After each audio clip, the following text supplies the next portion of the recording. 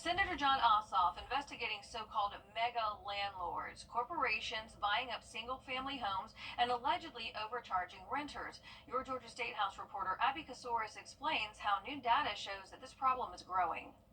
A report published by a professor at Georgia State University found more than 30% of single-family homes here in Metro Atlanta are purchased by out-of-state corporations. That's more than 10 times the national average, and now the trend is spreading to other parts of our state. This map shows how many single-family homes are owned by out-of-state corporations. Exponentially higher numbers around urban areas, especially Metro Atlanta, where corporations own more than half of single-family homes in some counties. Achieving the American dream, I think, it's becoming increasingly hard right now. Matthew Nursey with the Housing Justice League says it's hard to find anything affordable on the market because companies know Georgia's lax tenant protections mean landlords can raise rent, charge fees, forcing renters to dip into savings. But the governor likes to tout Georgia as the #1 state to do business.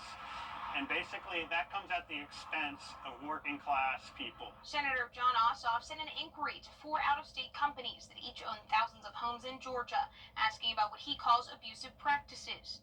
And rest assured that as this investigation continues, we will be taking a deep dive into those rental practices. After asking those companies about the senator's inquiry, we received an unprompted email from the National Rental Home Council, a lobbying group that represents the interest of owner-operators and residents. They provided this statement saying, "We need to stop pointing fingers and start expanding housing options. Companies invest significantly in these communities, renovating properties to high standards, employing local contractors, and maintaining quality housing options." A recent report from the National Low-Income Housing Coalition found the country is short more than 7 million rental homes. Ossoff responding, saying the housing crisis goes beyond the principle of basic supply and demand. We have a housing market with a few major actors who are bringing demand into the state and who have the cash to outbid ordinary Georgia homebuyers.